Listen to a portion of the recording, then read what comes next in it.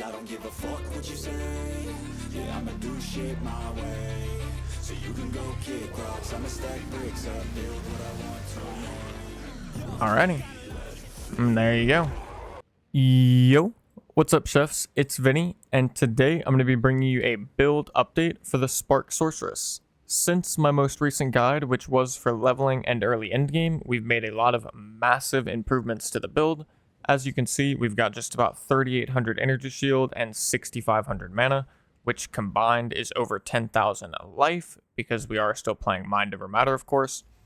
Also, our Spark tooltip DPS in Hideout is just under 90k. This goes up to about 160k in our Sigil of Power and Mana Tempest, and our actual DPS is somewhere between 10 and 20 million, as you'll see in just a moment on a T4 Xesht kill. In addition to that, we also have a Cast on Shock setup now, which includes Lightning Conduit and a bunch of other juicy stuff, thanks to a plus 61 Spirit chest piece that we got. And finally, we have a weapon swap setup with Blink and higher effectiveness of our conductivity. I'm going to go into more detail and break all of that stuff down to show you exactly how to get it set up here in just a little bit. There's also going to be a POE and max roll planner in the description if you're interested in that. But prior to all that, I'm going to take you guys through a T4 Xesht kill and a T18 6 mod Delirious map. So this is a T16 map, but I'm going to be bringing it into a corruption and irradiation map node. So that way it'll be a T18 effectively, just to give you guys an idea of just how strong the build actually is at this point. So I'm not going to bore you guys with the beginning of the Twisted Domain. I'll just get back to you once we're there ready to take out Xesht. I'll see you guys in just a second.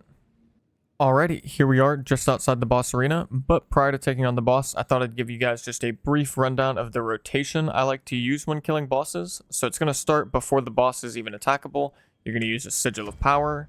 Then just before the boss is attackable, you're going to do a Flame Wall, followed by 2 Orbs of Storms.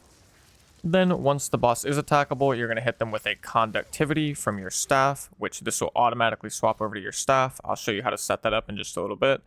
And then finally, Mana Tempest, followed by just spamming Spark. The only thing you might want to keep in mind is you may need to recast your Orb of Storms if they go away. These are a very big increase to your damage, so if you see them missing, make sure you recast them. Other than that though, let's go ahead and hop into the boss and I'll show you guys what it looks like. Hopefully we don't get any bad mechanics. If we don't, we'll be able to accurately show you that high DPS, but we'll see either way.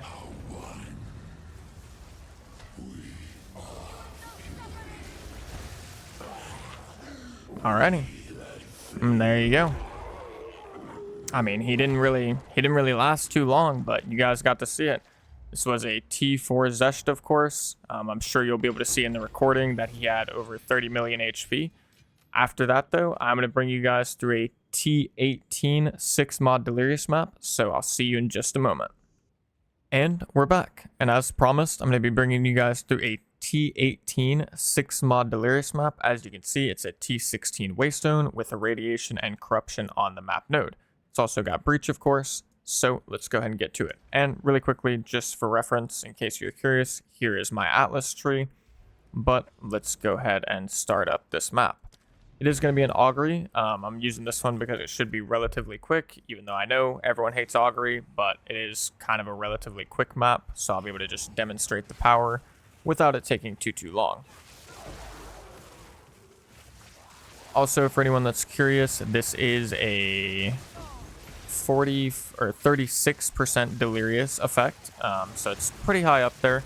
It's a triple paranoia instill for all of the increased rare monsters, which I do think is probably the best way to instill your juiced maps. And I have to say, one of the things that is super nice about this build is it is extremely tanky. I can literally...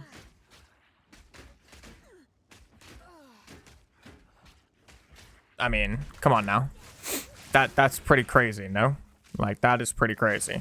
I can literally just sit there, let the T18 Delirious mobs just smack the shit out of me, and I just don't die because I have so much mana regeneration.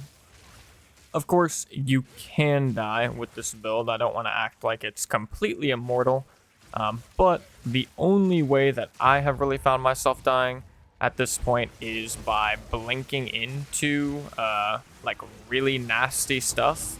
So like you can see that special Delirious mini boss just instantly evaporated, no big deal. But the only way that I've found myself dying at this point is by blinking into like a pack of simulacrum mobs and getting stun locked or something like that. But it's extremely, extremely hard to die at this point, if I'm being honest. For the most part, we can just run around, press Spark. If you want to get fancy, you can use Mana Tempest and then Spark. There's like some mini boss or difficult rare. Definitely recommend you use Mana Tempest, but otherwise, I just run around, press Spark. Everything dies. It's a good time. And when I'm really trying to speedrun my maps, I will be blinking around and stuff like that. If it's a really difficult map, like I said, you do need to be slightly careful about blinking around, because if you blink into a bad pack of mobs, it can be your end. But usually not, you know, especially as you get a bit tankier and, you know, you get some more upgrades and stuff, it becomes very hard to die even if you blink into a bad situation.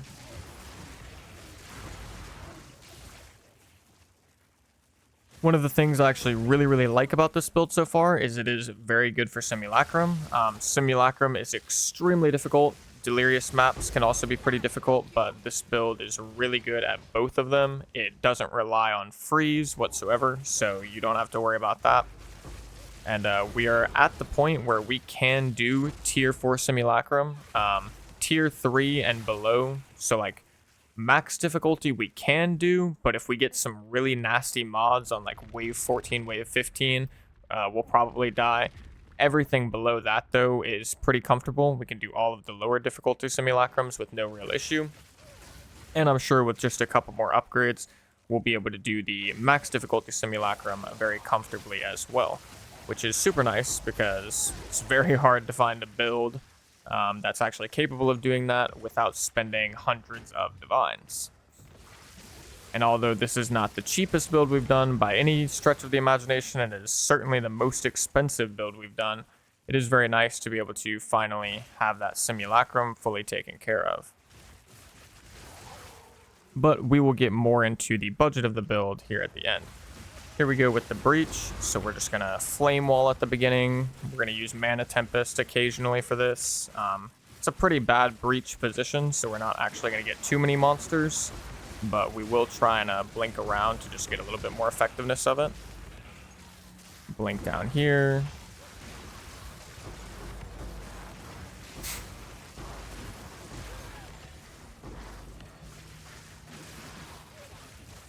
Blink up this way. Now we're going to go back. Just keep using our blink to move around. Mana Tempest and Spark.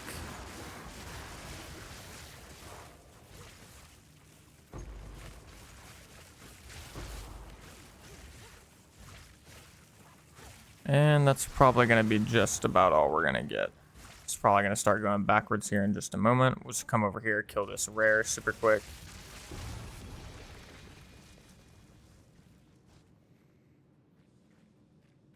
Alrighty, there we go. And I won't bore you guys with picking up all the items. I'm just going to run through and pick up the good stuff, though. I'll bring you back once we're in the middle, ready to kill the last couple rares. Alrighty, here we are at the end. We just got a couple more rares to take care of. Just Mana Tempest, throw some sparks out. They'll just fade away. And map complete. I don't even know where the other rare went. It just died off screen. It's one of the beautiful things about this build. And I'm just going to run around, make sure I got all my loot, and then I'll see you guys in just a moment whenever I actually break everything down and show you exactly how to get your character set up just like this. And finally, as promised, I'm going to be breaking everything down, going into a little bit more detail, just to show you how to get your character set up exactly like this, so you can be blasting through everything the game has to offer. I'm going to try and go through things relatively quickly as to keep this video from getting too long. And first things first, we're going to start off with the weapon swap. I get a lot of questions about this on stream, so I have set up my passive tree the way yours should look if you have no weapon swap set up yet and you followed the max roll planner. I'm going to show you how to get from this point to the weapon swap. So first things first, you need to come over to Doriani and you need to unspec 17 points that are at the end of a chain. So by end of the chain, I mean something like this. You can unspec these 3. You can unspec all of this stuff. And you can unspec this, and that's 17 points exactly. The only thing you don't want to do is unspec stuff that is vital to your character, such as resistances, like all natural with +5 all, or if you've got an against the darkness with resistances, you don't want to unspec these nodes, because then when you weapon swap, your resistances will be all wacky, and if you blink into enemies, you might get one shot. So I'd recommend you can just follow the same points I've chosen. With that, you can now hit apply refunds, and you're going to select weapon set 1 by clicking on the arrow, and you're just going to replace all of those points. So these 3, these 3, these 3, and then finally all of these. And now you can see we have used 17 points on weapon set 1. Now you're going to click on weapon set 2, and you're going to put in all of the applicable nodes. So we're looking for a lot of effective curse stuff. So we're going to be increasing the effectiveness of our conductivity and improving the duration. So we're going to get all of these points right here. Then we're going to come over here. I'm going to recommend you put dexterity there. I'll explain why in just a bit. And then you're going to get all of these nodes as well. And then now you are good to go. You can hit apply points. All you have to do next is go into your skill panel. You're going to set every single skill to weapon set 1 exclusively. You can see right here I've only got weapon set 1 checked, except for your conductivity is going to be weapon set 2, your archmage is going to be weapon set 1 and 2, and your blink will be weapon set 2. Everything else just weapon set 1. So now what happens, I have my weapon set 1 out. If I hit spark, obviously it's using it with my weapon set 1. If I hit conductivity though, which is set to weapon set 2, it's going to automatically switch to my staff and cast conductivity. Then if I hit spark again, it goes back to weapon set 1 and casts spark. This is how all of your abilities will now function. Sigil of Power, of course, will bring you out to your staff. Thought I'd just mention that super quick. Really quickly though, how do you blink, or how do I blink? The way I do it is I set my weapon swap keybind to my middle mouse button. So like my scroll wheel, I just click that in, that swaps my weapon. And then all you have to do is hit your dodge roll keybind, which mine is the default spacebar. So if I'm on my weapon set 1, I'm running around, spark, spark, spark, middle mouse, spacebar, and then spark. And it goes back to weapon set 1. Middle mouse, spacebar, spark. Middle mouse, spacebar, spark. And you can blink around. It's super nice, especially for Trial of Chaos. You can teleport, up onto the high ground parts and then back down. Super duper nice. Now that we've covered the weapon swap though, I'm just going to briefly talk about some of the passive changes we've made. There's not too many. I'm going to go into much more detail on this in the full guide, but just a couple things worth noting. We got austerity measures. These gain maximum energy shield as stun threshold nodes. We got some crit nodes over here. We got these crit nodes. We got the magnitude of shock. I believe we got rid of this because I think I included it in the previous guide, but I ended up getting rid of it. And that's just about everything.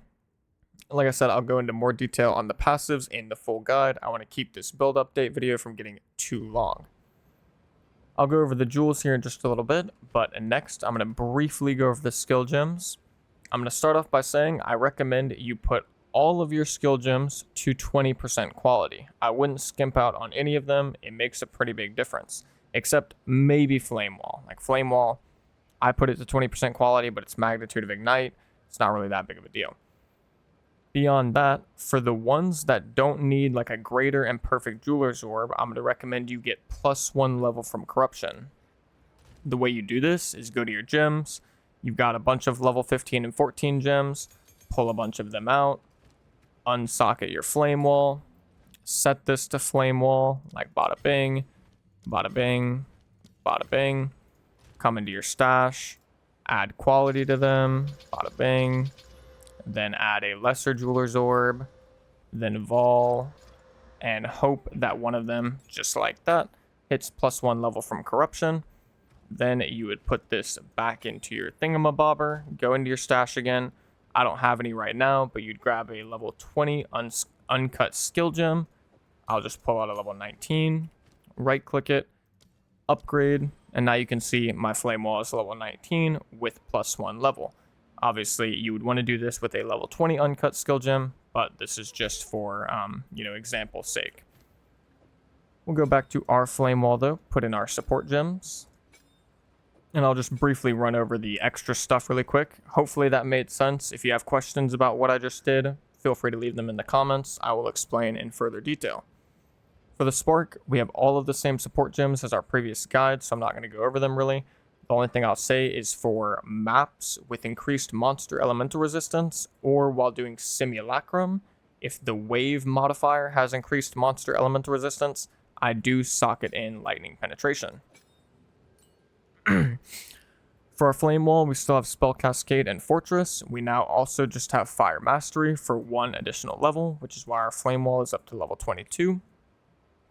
For Orb of Storms, we have Lightning Exposure, Strip Away, Conduction, Overabundance, and Overcharge. Conduction and Overcharge are quite important here because in combination with our Cast on Shock, our overcharged Orb of Storms are going to be applying shocks at 60% effectiveness, and you're applying 2 of them, so that's 120% increased damage to the boss.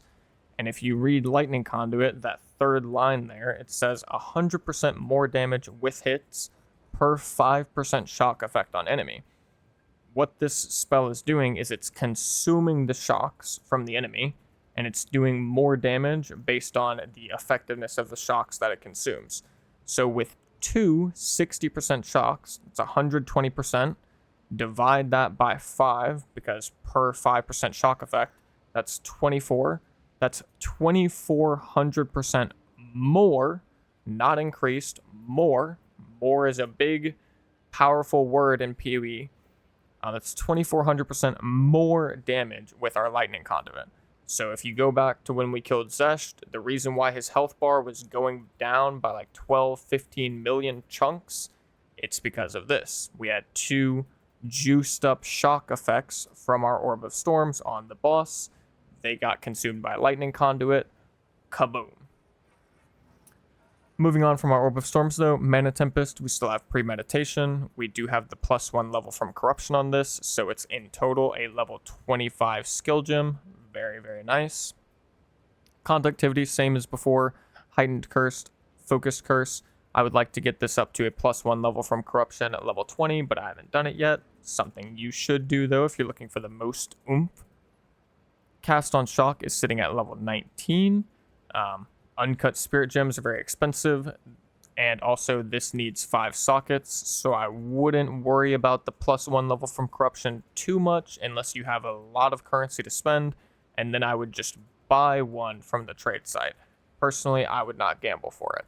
I would just go to the trade site, look for Cast on Shock, gem level minimum 20, or minimum 21, and then minimum gem sockets 5. It's probably going to be like 10 plus divine, but if you want to get it, that's how you would do it. Archmage, level 19, Lightning Mastery. Archmage works in breakpoints. For that top stat, the spells gain % of damages extra lightning. If you see, I'll take Lightning Mastery out, it loses 1 level. It's still 8%. The only thing that changes is the bottom stat by 0.5%. The next breakpoint, from what I've been told, is level 21. So if you could get a level 19 Archmage with Lightning Mastery and +1 level from Corruption, that could be a pretty big DPS increase over what I've got right here, and that's something I'll be doing in the near future.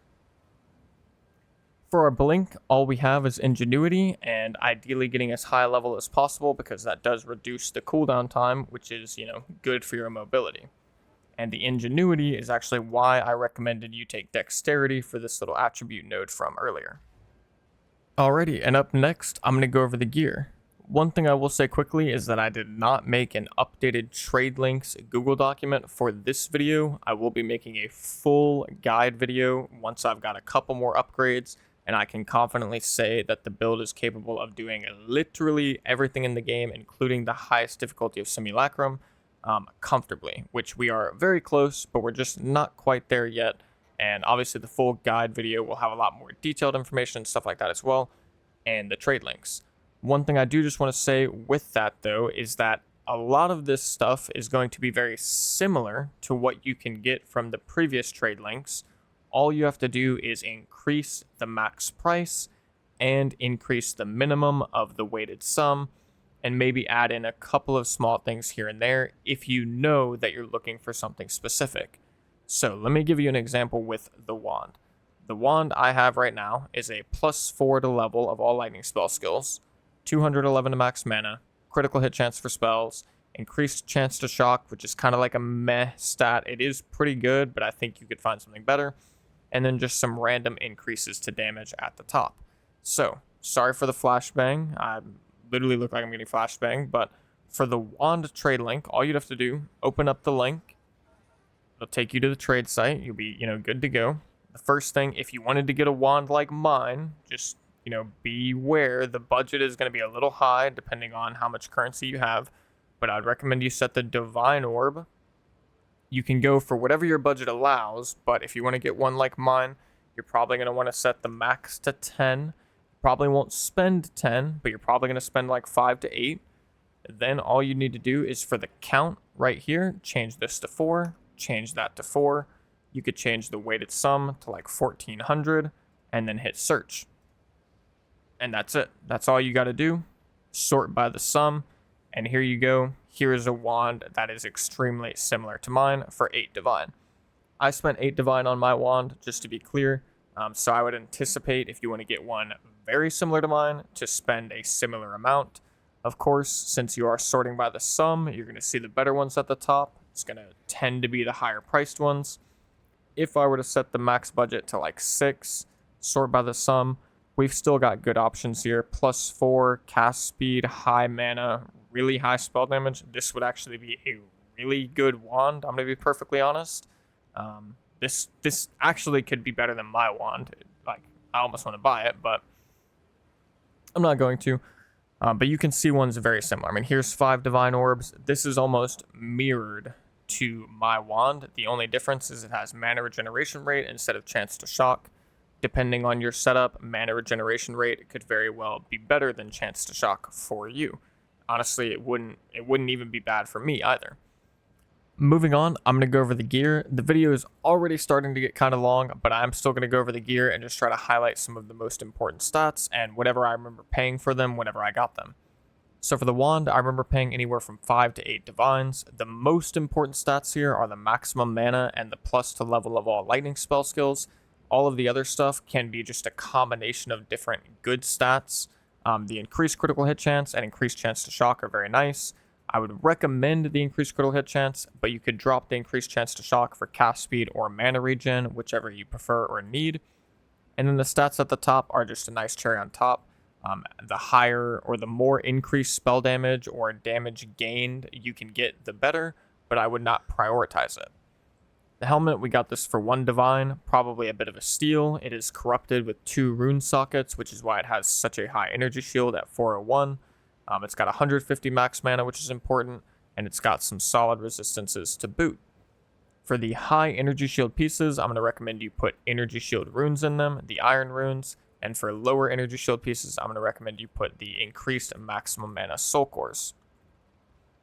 Moving on to our chest piece, we got a +60 spirit chest piece, which is why the energy shield is very low, but if you want cast on shock, you are going to need that spirit from the chest piece. This cost us 5 divines. The important things here are getting the energy shield as high as possible, the +60 spirit obviously, and then some resistances. And our previous chest piece had like 650 plus energy shield. You're going to have to make a sacrifice on the energy shield number unless you want to spend 50 plus divines. For our belt, we have the famous Ingenuity. We paid 4 divines for this for 67% increased bonuses gained from equipped rings. Obviously, the higher number here, the better. We will be upgrading this in the near future. I'm sure you can get a 67% increased one for about 2 to 3 divines at this point. Onto our boots, the important things here are the mana, the increased movement speed, and the resistances, and then you want to get as high energy shield as possible that you can afford, while also getting all of the other important things. So high maximum mana, high energy shield, and then resistances, movement speed are what you're looking for. On the gloves, very similar to the boots, you're going to want as much mana as possible, resistances, and then as high of energy shield as possible. And then a very nice bonus stat, if you can get it, is increased critical damage bonus. This does provide a pretty significant boost to your DPS. Not mandatory though, but quite nice. And if you want to get, really high energy shield pair of gloves and boots, they're going to cost you a lot of divine. I believe we paid 3 divine for the gloves and 3 divine for the boots.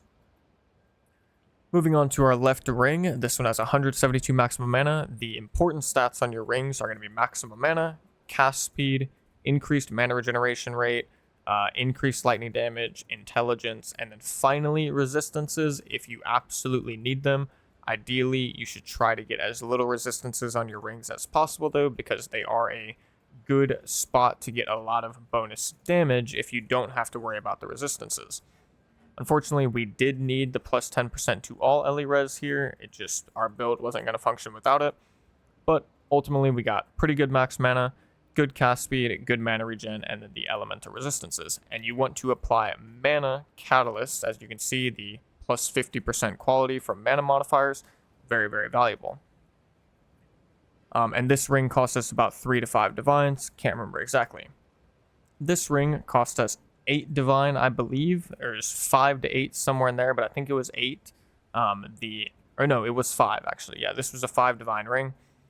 The valuable things here are the increased lightning damage, the very high max mana, the cast speed, and the intelligence. In an ideal world, I would maybe get mana regen instead of mana per enemy killed, but that would obviously increase the price of the ring by another couple divines at least. And we wanted to get a lot of damage from this ring, which is why we went for the increased lightning damage, high cast speed, mana intelligence, etc., etc. For the amulet, we're still using the exact same amulet we've been using from level 1, the Everlasting Gaze. We did actually change our allocation from Icebreaker to Wild Storm, though.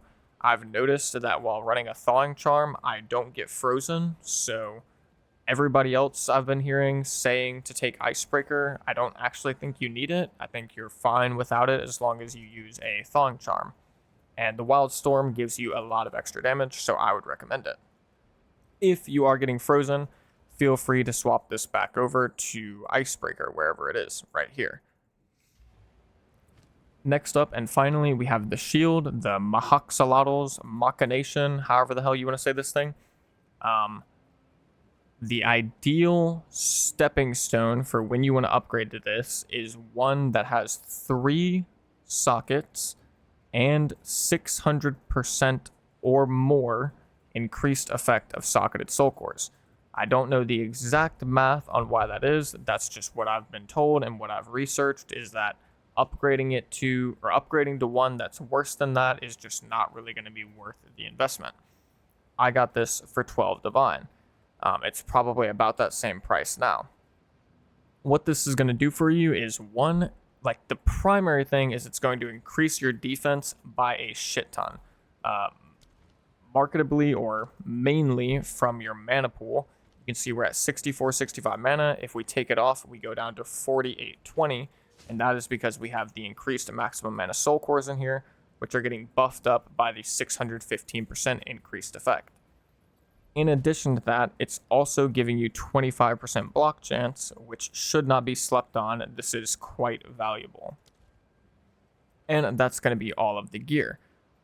Make sure you quality everything, corrupt everything that you can get away with corrupting. Like if you have enough currency to replace it, it might be worth to corrupt it at that time. You never know what you're going to get. Like we got double runes on our boots, double runes on our helmet, just as an example. Moving on to the jewels, and we've seen a lot of massive improvements to our jewels from the previous guide till now. Something you want to keep in mind is that some of these are quite expensive. I'll try to give the prices on them as I did with the gear. The Against the Darkness, we got this for 5 divine. The important stat here is the 1% increased maximum mana from small passive skills. To be clear, small passive skills are things like this. They do not include the attribute nodes. So this, to me, seems like the best place to put this gem. We're getting a total of 9% increased mana, and then we're also getting a 36% fire resistance from that second line. If you don't need the resistance, you can get a much cheaper one with increased maximum mana for like 1 to 2 divine. But I chose for the fire resistance one because my previous ring had fire resistance on it. And if I wanted to get an upgraded ring without that resistance, I needed to figure out a way to, sort that out. I chose to do it with the Against the Darkness. As for some of our other upgraded jewels, there are a couple of really important stats that you're going to want to start to look for. If you're running Cast on Shock, getting meta skills gain percent increased energy is very, very nice. What I would recommend you think about is you want this number. If you click on the arrow on Cast on Shock, this energy gain modifier number, from what I've been told and from my testing, the sweet spot is around 150% plus. So there's 2 ways you can do that. I don't know why I just accidentally went into an augury. My mistake.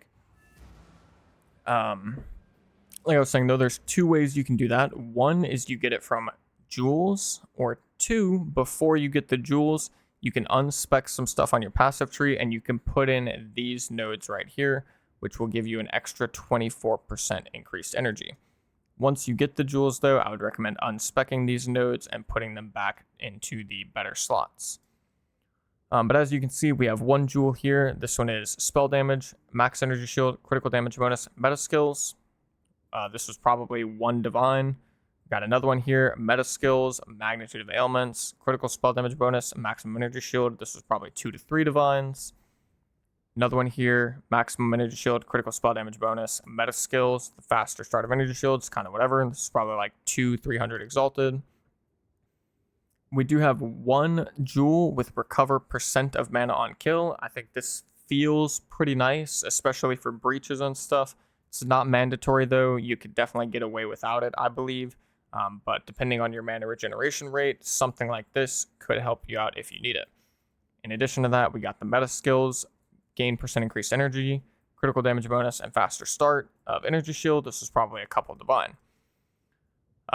Little pattern here is something you should really be looking for. Like the super ideal stats are increased critical hit chance, critical damage bonus, maximum energy shield, magnitude of shock or ailments, and then meta skills gain percent increased energy.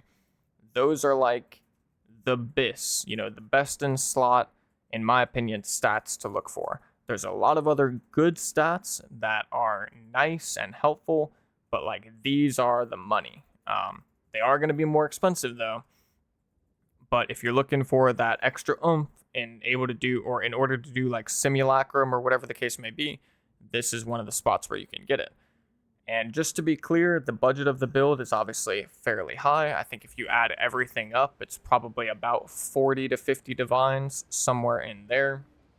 I'm not sure exactly, but you could probably cut the budget into a third and you could do everything in the game except simulacrum.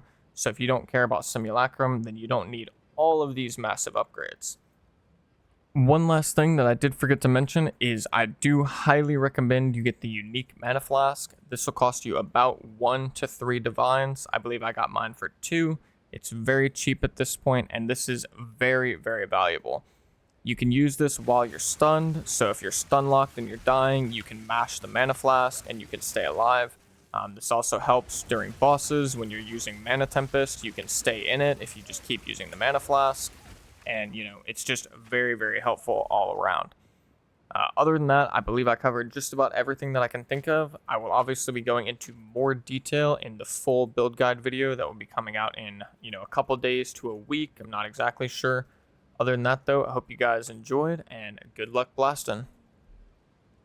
And last but not least, take it easy, chefs. Watch your blue eyes fade to gray as you fade away, as you fade away.